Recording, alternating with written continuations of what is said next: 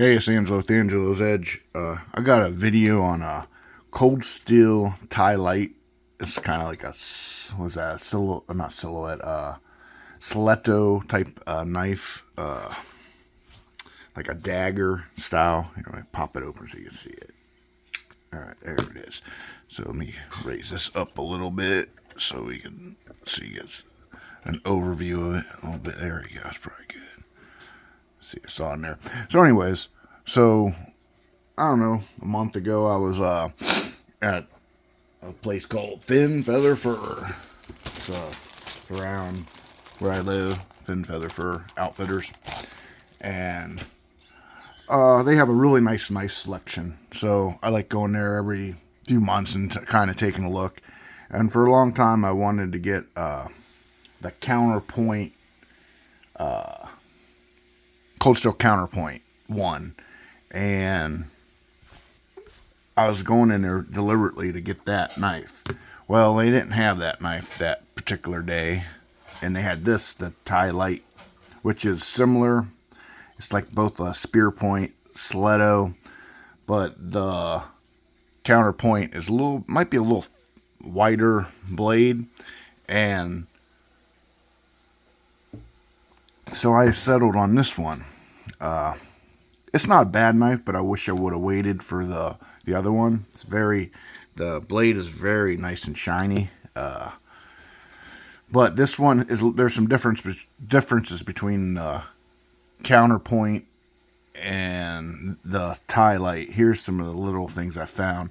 First of all, the Ti Lite has a liner lock, which is very, very hard.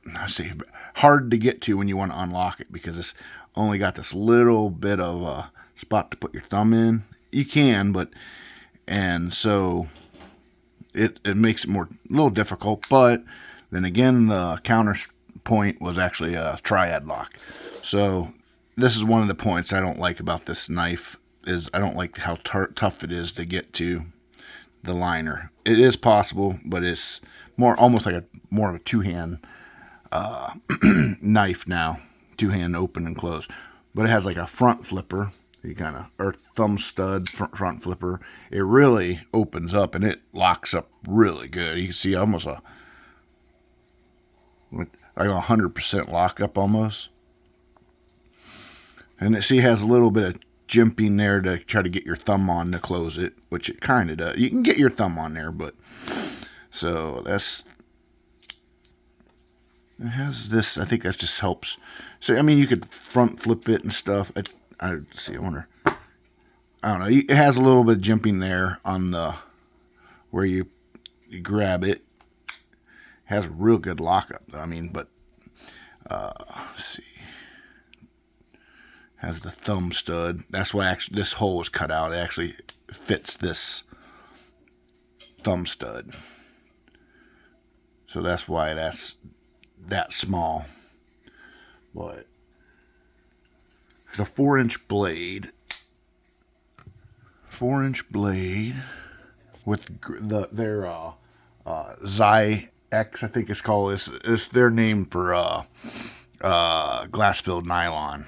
It's not G10. So, and this costs $50, $49.99. So it's it's on the getting out of the budget knife category. But let's see the box here. Read the box to you. So it has the 4-inch Xi X. Blade is 4-inch. So overall 8 3/4. So larger knife. AUS 8 Steel A. I know I've sharpened this. Well, let me finish it. 4 ounces and 3 millimeter, and handles 4 3/4. AUS 8 is on the budget side of steel. I like sharpening AUS 8. It takes a good edge. So I don't know. Every AUS 8 knife I ever sharpened really seemed like it sharpened up well. So that's that. So I already read. Let's see if they're right on the scale. Let's try. They say it's 4 ounces. Oh, Let's see. Let's try see if it's really 4 ounces. Lock this up. And they say 4 ounces. Let me make sure. 3.85. Yep, zeroed out. So it's actually lighter than they say. Maybe they meant the packaging and everything is 4 ounces, but this is. I dropped the box, but I'm pretty sure it said 4 ounces. This is 3.85, so it's not the lightest knife, but that's because it has steel liners on the inside. See if you can see that. It's not just. That's not when it closes. That's not the blade you see. That's actually me. So you think, oh, maybe that's the blade, but it's not. That's actually steel liners in there. So that makes it heavy. It has some standoffs, but it's also closed all the way on the back. Kind of like when you grip it really good. This almost a little bit, I don't know, too sharp right there. But I guess if you're bringing your your hand all the way up, then it'd be all right. But if you're going like that, it's almost, you want to almost go, I guess it's like a type of knife like that. And it looks like it has a sharpening choil, so you can sharpen it. Let's get a real close look at it. So spear point type blade. It's very satiny, very shiny. Like I said, the inside is nothing's hollowed out, so that's where all your weight comes from. There is no lanyard hole. Let's say it says the other side, Cold Steel Os 8 A. I'm not sure what that means. The A, I have to look it up. Taiwanese. It's a right hand only pocket clip, not deep carry. So it'd be sticking out of your pocket a little bit. Let's see what it looked like. See what it looked like. It goes in your pocket. So it'd be like something like that. It'd be sticking out a good 3/4 inch. If that's concerning to you, but you see the Cold Steel Cold Steel logo. So that's basically the overview of it. I'm going to show you some kind of, I don't know, comparable knives. But let's start out with this Gerber Applebee. Applebee's, I don't think it's Applebee's. What does it say? It's Applegate and Fairbairn. There's Gerber. Kind of reminded me of that a little bit. Another spear point, dagger type, stiletto type knife. This is a spring assist, so this one's a little different. But another one is thumb studs. But this has G10 and on both sides, and it's a little. Let me see what this one weighs. I think this one weighs a little more. Let me see. This one weighs 5 ounces. This does weigh more. So that I think is a kind of a comparable dagger point, spear point. And then here, check this one out. This is the CRKT. Got the.